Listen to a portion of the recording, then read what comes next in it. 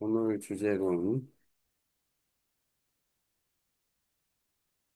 베트남이 왜 태국의 GDP를 넘어설 수 있는가에 대해서 이야기를 해보려고 합니다. 우선 현재 2025년 기준으로 보면 베트남 GDP는 세계 35위 정도, 태국의 GDP는 세계 25위, 25위 정도 이렇게 되네요. 그런데 이제 2036년 정도 되면 베트남이 세계 GDP 규모가 세계 20위권에 들어가서 사실 2028년 정도에 태국의 3년 후에 태국의 GDP를 넘어서는 걸로 나와요. 좀 흥미롭지 않나라는 생각이 들어요. 왜 그럴까? 왜 태국은 음,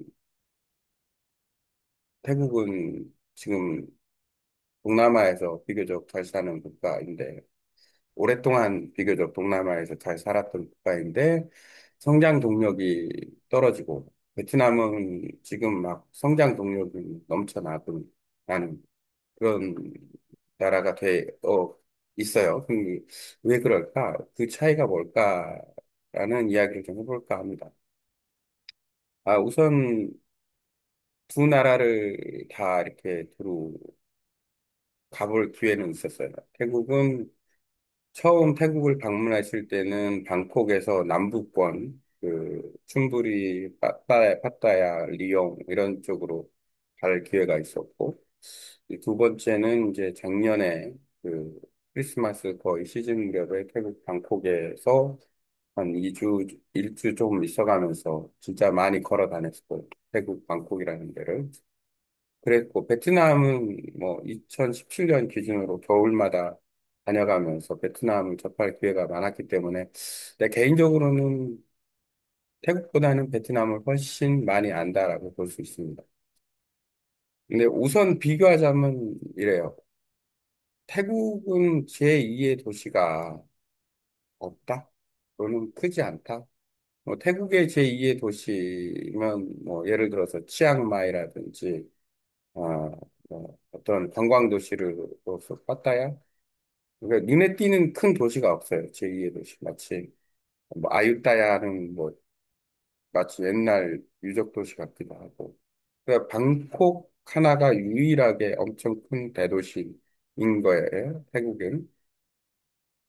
그러니까 태국이 성장하면 결국은 방콕이 성장하는 건데, 방콕이 아무리 큰 도시라 하더라도 인구 1,000만 도시 기준 태국 인구가 뭐 한 4천, 5천만 가까이 된다. 한국하고 비슷하다고 치면 나머지 그 4천만 인구들이 그 발전을 할 수 있는 어떤 성장 동력을 가진 도시가 있어야 되는데, 대도시가 있어야 되는데, 그렇지 않다라는 부분이 이제 태국의 취약점인 것 같다라는 생각이 들어요. 방콕의 발전이 곧 태국의 발전이었지만, 이제는 방콕의 발전이 곧 태국의 발전일 수 없다라는 이제 한계점에 도달한 거예요. 그럼 태국 어딘가가 또 계속 도시가 발전을 해야 되는데, 태국은 의외로 그 제2의 도시, 제3의 도시가 눈에 안 띈다라는 거죠. 반면에 베트남은 태국에 비하면, 예를 들어서 방콕과 호치민 하노이를 비교해 보면 뭐 너무 큰 차이가 있는 거예요. 인도네시아 자카르타도 그렇고. 왜냐하면 하노이나 호치민 이제 겨우 지하철 노선이 운행하기 시작한 그런 나라인데, 아, 2023년 후에 태국의 경제 GDP 규모를 베트남이 앞지른다? 그리고 2036년에는 세계 20의 GDP 규모로 동남아에서는 인도네시아 다음에 이제 그 2위의 그 자리에 오른다라고 생각하면 상당히 놀라운 것 중에 하나다라고 보면 됩니다. 근데 얼핏 보면 뭐 호치민 하노이의 도시 교통이라든지 지하철이라든지 여러 가지 어떤 시스템이 아직 할 게 많은 거예요. 그러니까 발전을 지금 막 하는 거죠. 그러니까 예를 들어서 태국이 천천히 지금 걸어가는 단계이면 노후돼 가지고 걸어가는 단계라면 베트남은 막 뛰어가는 단계라는 거예요. 빨리빨리 해야 되니까 막 고속철도도 만들어야 되고 실제 그 하노이에서 호치민까지 기차 여행을 해봤는데 평균 속도가 50에서 60입니다. 그리고 이 기차가 도시와 도시를 건너갈 때는 도로의 건널목들을 계속 건너야 돼요. 이거 참, 네. 슬리핑 칸도 있지만, 아, 상상하기 어려운 부분인 거예요. 그 고속 기차나 이런 기준으로 봤을 때는 상상하기 어려워요. 한국은 버스만 해도 외곽도로로 해서 그 도시로 들어가는 버스는 상관없지만 도시와 도시 사이를 갈 때는 그 도시에 진입하지 않고 곧바로 신호 없이 이제 고속도로로 가는 그런 형태의 교통 라인을 많이 가지고 있는데 베트남의 그 지금 기차 같은 경우에는 그런 부분이 상당히 문제가 있다라는 거예요. 고속도로도 좀 있긴 있지만 그래서 결국에는 베트남은 할 일이 많다. 지금 경제 기준이 아마 그 10억 달러 기준에서 그러니까 4조 달러 정도 되는 것 같아요. 베트남 경제가.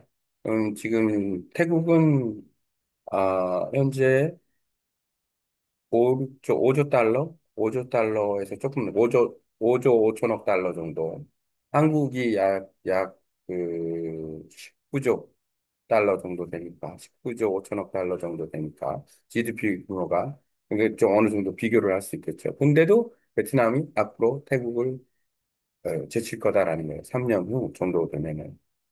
이거 놀라운 얘기입니다. 근데 왜 베트남이 그럴 수밖에 없냐라는 거는, 베트남은 성장 동력을 가진 도시가 많다라는 거예요.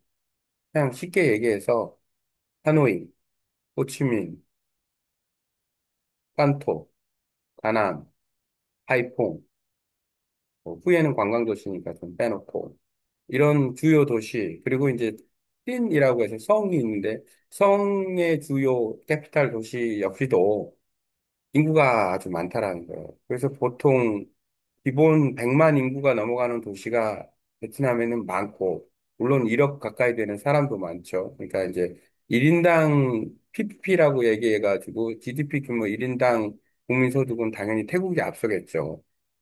왜냐하면 태국 인구가 베트남 반밖에 안 되니까. 하지만 전체적인 측면에서 봤을 때는 베트남의 경제 규모가 이제 곧 몇 년 후면은 태국을 앞설 거고, 그리고 이제 그 태국은 제2의 도시를 어디로 만들지는 모르겠지만 아니면 뭐 그런 거 필요 없다. 우리는 관광하고 뭐 여러 가지 그 방콕 주변으로 해가지고 그 서버브라고 해서 이제 한국도 마찬가지예요.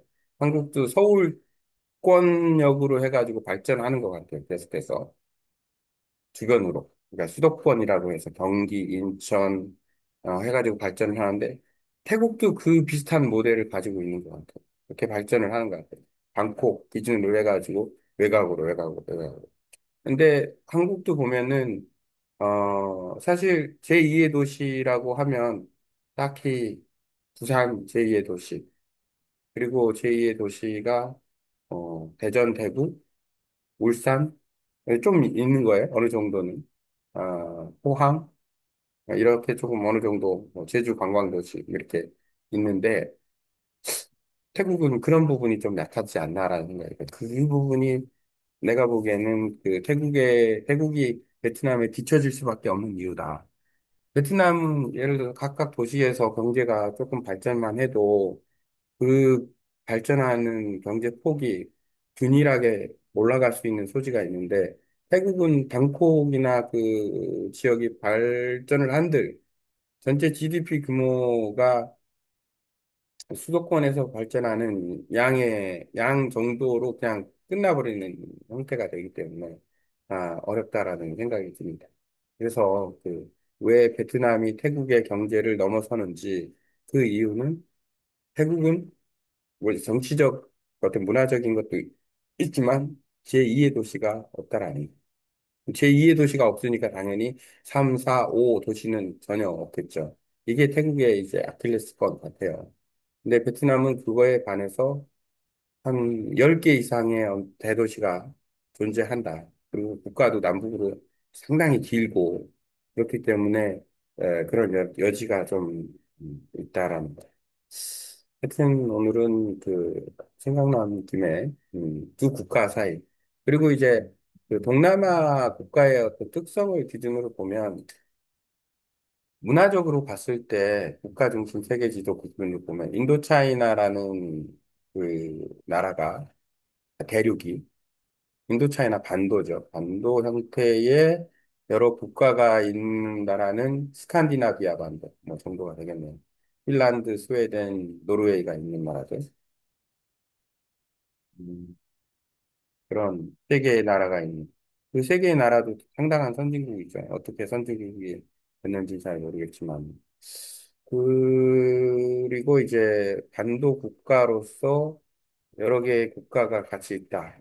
유일한 것 같아요. 인도차이나가 아무래도 반도 국가로서는 아 아라비아 반도가 있네요. 아라비아 반도 역시도 사우디 있고 그 외에 중동 국가 중에서 아라비아 반도를 조금 지중해권까지 맞물려 본다 그러면은 이스라엘, 뭐 요르단, 레바논, 그다음에 아랍에미리트, 쿠웨이트, 그다음에 오만 이런 나라들이 이제 반도가 이제 그러면 스칸디나비안 반도 세계에서 아라비아 반도, 네, 인도차이나 반도라는 어떤 특징을 가진 반도국의 특징을 가진 나라가 있는데 이 인도차이나 반도에 있는 나라들을 보통 동남아 국가라고 얘기를 하는데 그 베트남은 사실은 문화적으로 보면은 동아시아 국가에 가깝지 않나라는 생각도 들어요.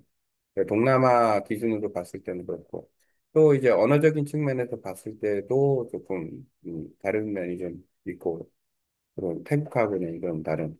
하지만 동남아 국가라는 그 아세안에서의 어떤 위치 관계가 있기 때문에 서로 협력하고 이런 부분이 있고. 그리고 이제 태국과 베트남 사이에 있는 두 나라, 라오스와 캄보디아가 있는데, 그 라오스와 캄보디아 입장에서 보면은 태국보다는 베트남 쪽에 붙었을 경우에는 훨씬 이득이 크지 않나라는 생각이 듭니다. 이유 중에 하나는 뭐냐면, 베트남도 남북으로 길지만 라오스도 남북으로 길고, 캄보디아도 남북으로 길어요. 그럼 다시 말해서 무슨 얘기냐면은, 아, 베트남만 건너가면 바로 그 서태평양으로 갈 수가 있는 거죠. 그래서 라오스와 캄보디아는 베트남하고의 교류를 하면 할수록 이점이 있다. 그리고 베트남이 라오스와 캄보디아에 상당한 라오스는 가봤으니까 상당한 투자를 하고 있다. 베트남 사람들이 와서 장사도 하고 또 뭐 예를 들어 숙박업이나 이런 것 관광업과 연계되고 캄보디아도 사실 베트남 경제가 성장을 하면 캄보디아 입장에서는 베트남에 가서 일을 한다거나 이럴 확률이 더 높아지지 않나라고 생각이 들어요. 뭐 여러 가지 측면에서 봤을 때, 그 동남아 인도차이나에서의 그 영향력은 베트남이 점점 강화가 되지 않는. 뭐 태국도 영향력이 없는 건 아닌데, 어쨌든 베트남이 훨씬 더 유리한 고지를 점령을 하지 않을까라는 생각이 들어요. 중국하고 교류관계도 있고. 인도네시아는 워낙 그 자원, 인구, 영토, 뭐 섬이라는 한계점이 있고 자연재해라는 한계점이 있지만 워낙 그 볼륨이 크니까 그리고 자카르타를 한번 방문을 해봤는데 자카르타 엄청난 도시다라는 생각이 듭니다. 지하철을 타고서 저쪽 그 수목원까지 그 가봤었는데 상당히 방대한 큰 도시를 유지하고 있는 게 자카르타다. 또 다른 어나더 레벨인 것 같다라는 생각이 들어요. 인구수도 그렇고. 그 개별 발전적인 측면이나 진짜 그 개선해야 될 부분이나 이런 부분은 상당히 크지만 여러 가지 측면에서 그렇습니다. 오늘은 베트남이 왜 태국을 경제 규모에서 앞설 수 있는지에 대해서 이야기를 해봤습니다.